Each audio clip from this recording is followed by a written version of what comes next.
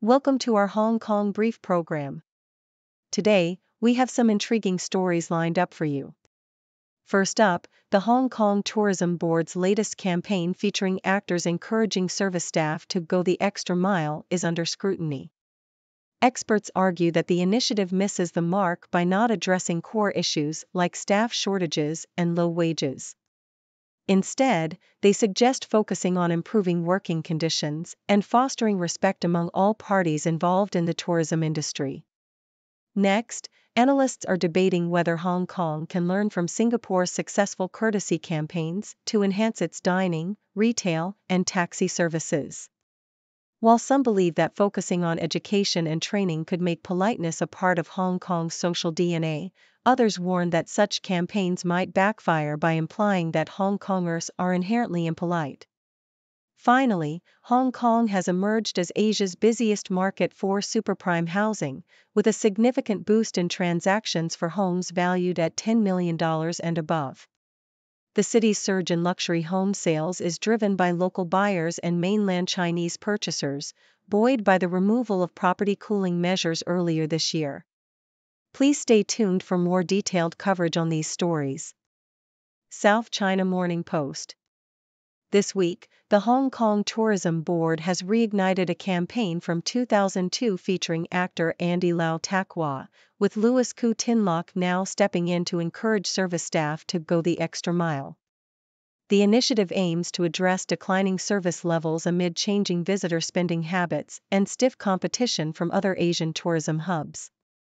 However, merely relying on celebrities to nudge waiters, sales assistants, and taxi drivers to improve service falls short.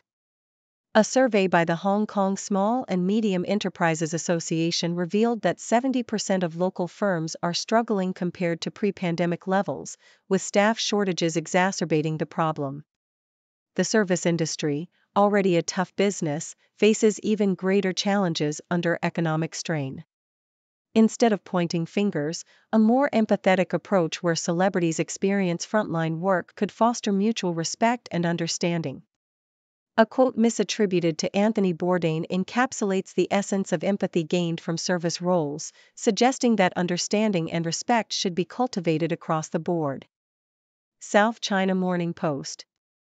Analysts suggest that Hong Kong's courtesy campaigns should incorporate extensive training and education to embed politeness into the social fabric, similar to Singapore's successful initiatives. Despite a significant rebound in tourist arrivals, challenges persist, such as brusque treatment in restaurants and poor taxi services, which are frequently criticized on social media. The Let's Go the Extra Mile campaign aims to improve hospitality by encouraging service industry workers to warmly welcome tourists. However, some, like lawmaker Doreen Kong Yuk Foon, argue that the campaign might backfire by highlighting perceived impoliteness among Hong Kongers. She emphasizes addressing root causes such as heavy workloads and staff shortages. Economist Simon Lee Shupa advocates for sustained momentum and incentives, suggesting that authorities should offer training and financial incentives to encourage participation and long-term improvements in service quality. South China Morning Post. Wealthy residents and visitors in Hong Kong are increasingly seeking investment and wealth management services, boosting insurance sales and card spending amid a market rally, according to Citigroup.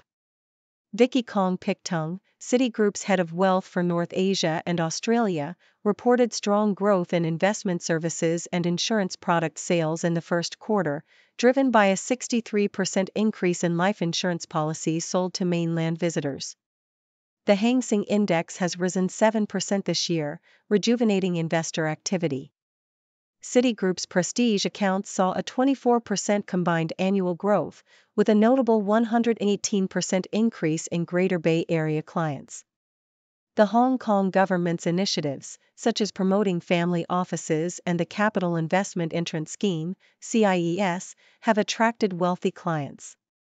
Additionally, debit card transactions tripled in 2023 compared to 2018, with Citigroup launching a new elite debit card with a higher daily limit to cater to this growing demand.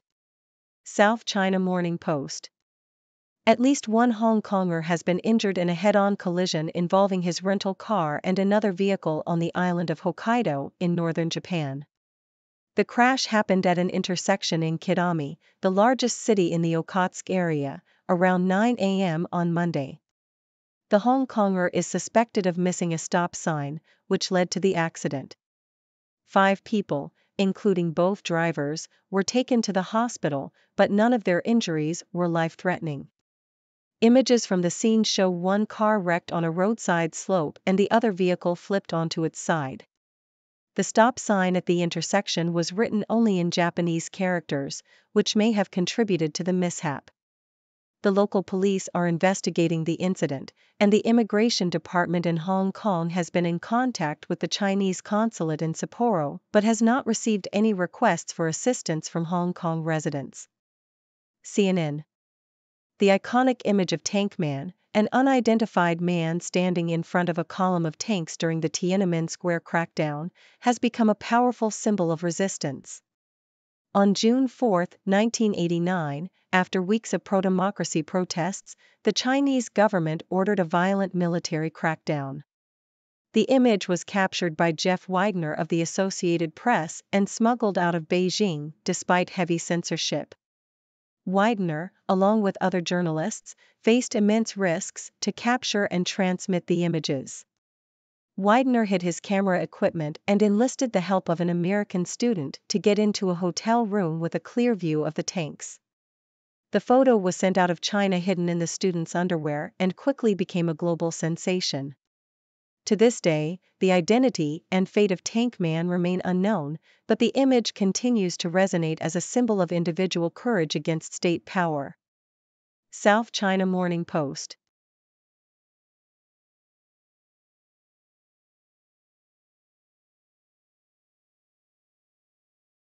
South China Morning Post.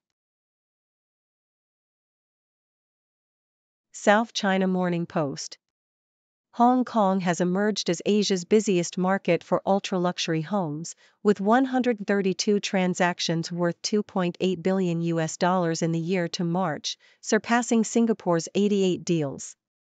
This surge is attributed to local and mainland Chinese buyers, reflecting adjusted pricing in the prime and super-prime markets over the past 18 months. Despite a 24% drop in residential market prices from their peak in September 2021, recent data shows a slight recovery. A notable transaction includes a mansion at the peak purchased by a mainland Chinese buyer for 838 million Hong Kong dollars. The removal of property cooling measures in February has further boosted the luxury market. In contrast, Singapore has imposed stringent taxes on foreign buyers to cool its housing market. Hong Kong's status as a critical business and wealth hub in Asia, coupled with reduced transaction taxes, is likely to sustain the high volume of superprime sales in the medium term. South China Morning Post. China's premium wine industry is gaining momentum, driven by local wineries like Qingdao Lilong Winery, which has built a strong domestic following for its sparkling wines. Despite being a small presence at events like Vinexpo Asia, Chinese premium wines are carving out a niche in the market, appealing to consumers seeking unique, local flavors. The industry remains nascent compared to international counterparts but is growing steadily, with China now having the third largest vineyard area globally.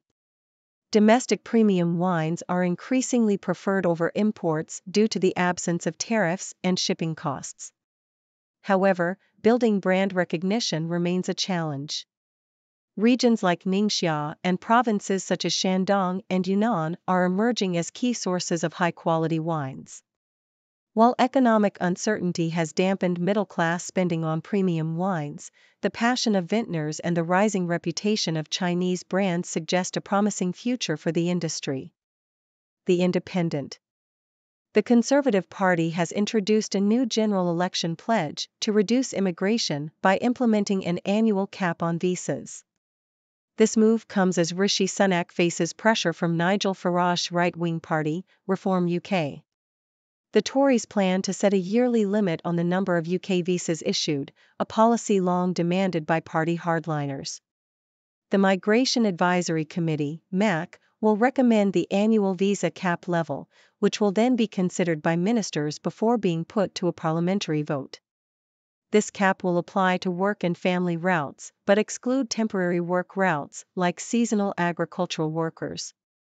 Labor's Shadow Home Secretary Yvette Cooper criticized the plan as meaningless, accusing Sunak of recycling failed policies from previous administrations.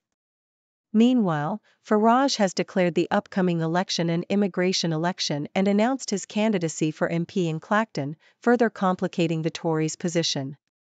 Nikkei Asia. In mid-March, Lisa, a newlywed, joined the production line at Li Auto's new electric vehicle plant in China, only to find herself working sporadically due to weak sales. This situation highlights the broader issue of China's overcapacity in its industrial sector, which is causing concerns in the US and Europe about a potential influx of cheap, state-subsidized exports. The White House has already increased tariffs on Chinese EVs and other products, while the EU is conducting its own anti-subsidy probe.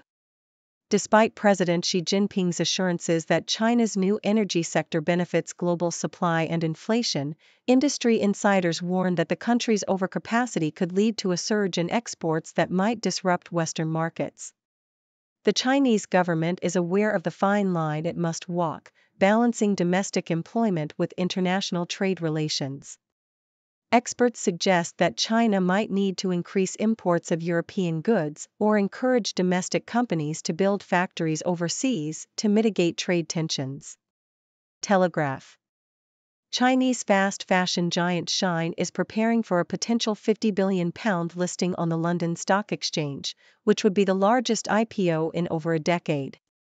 Known for its rapid product launches and ultra-low prices, Shein's move to London is seen as a boost for the struggling stock market. However, the company's interest in London is partly due to difficulties in securing a U.S. listing amid ongoing U.S.-China tensions. Concerns about Shein's supply chain, particularly its use of cotton from Xinjiang, and allegations of forced labor have drawn scrutiny from U.S. lawmakers. While attracting Shein could bring inflows into the UK market, there are doubts about whether city investors will embrace the company, given its business practices and the small stake it plans to sell. Additionally, Shein's tax advantages and alleged copyright infringements have raised questions about fair competition with UK companies. Despite these challenges, Shein's innovative business model and potential to bring liquidity to the London market are seen as positives. Telegraph. En Rue du Mont Blanc in Geneva, watches stolen on Britain's streets languish in safes, awaiting sale to unsuspecting buyers. Investigator Christopher Marinello, known as the Stolen Watch Detective, faces an ongoing feud with Swiss auction house Antiquorum, which failed to return his British client's £260,000 Richard Mille timepiece. With £1.5 billion in luxury watches reported lost or stolen last year, including 300 in central London alone, Marinello claims auction houses across Europe profit off British victims' misery. London's watch theft scene has become a war zone, with Marinello alerted to new cases weekly. He has recovered millions of pounds worth of watches, but retrieving them from auction houses is often the hardest part.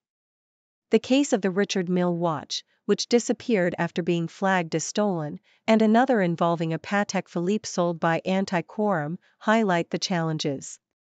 Marinello, renowned for solving international art crimes, now faces risks in returning stolen watches to their rightful owners, as organized gangs employ increasingly violent tactics. Associated Press. Deauville Airport, France, AP, to our forever heroes, thank you, read the poster held by French schoolchildren as they greeted U.S. World War II veterans arriving in Normandy for the 80th anniversary of the D-Day landings. France's First Lady Brigitte Macron and top officials welcomed 48 veterans, many in their 100s, who arrived on a special flight from Atlanta organized by the Best Defense Foundation. Among them was 101-year-old Jake Larson, known on social media as Papa Jake, who landed on Omaha Beach on D-Day. Bob Gibson, 100, who landed on Utah Beach, also joined. The veterans will participate in parades, school visits, and ceremonies, including the official June 6 commemoration. High school and college students selected to escort the veterans will learn about their experiences. The veterans received a warm send-off at Atlanta Airport, with clapping and cheering from the flight crew and a marching band, before heading to France to honor their heroic past. The Independent. A man reported missing in 1993 has been identified as a victim of Indiana serial killer Herb Baumeister, whose property was found littered with 10,000 burnt and crushed skeletal remains. Baumeister, a successful businessman and father of 3, allegedly killed at least 25 people, mostly gay men, in the Indianapolis suburb of Westfield. He hid his victims' remains on his 18-acre property, Fox Hollow Farm, until his son discovered charred bone fragments and human skulls in 1994. Jeffrey A. Jones, who disappeared in 1993, was recently identified as a victim using genome sequencing. Jones is the third victim identified by the Hamilton County Coroner's Office in 6 months, bringing Baumeister's confirmed body count to 12. More remains, including bone fragments and skulls, were found after police searched the property in 1996. Baumeister fled to Canada and committed suicide before he could be charged. The FBI noted that Baumeister led a double life, blending into his community while committing heinous crimes. Thank you for tuning in. The content above showcases the latest briefing reports and analytical synopses, thoughtfully curated by the 6Do team. These insights stem from a wide array of reputable media outlets, think tanks, government sources, and specialized experts worldwide. We encourage you to explore these sources for a comprehensive perspective. Keep in mind that while the content may not always align with the official standpoint of 6Do Brief, it's not meant to be taken as absolute directives for decision-making. Comprising seasoned media professionals, learned scholars, and accomplished scientists, the 6Do team embodies a trailblazing, fully independent media entity. To customize 6Do Brief to meet your professional needs, you have the option to subscribe to a diverse array of briefings on our website, 6dobrief.com. Regardless of your location, you can conveniently receive 6Do Brief via email.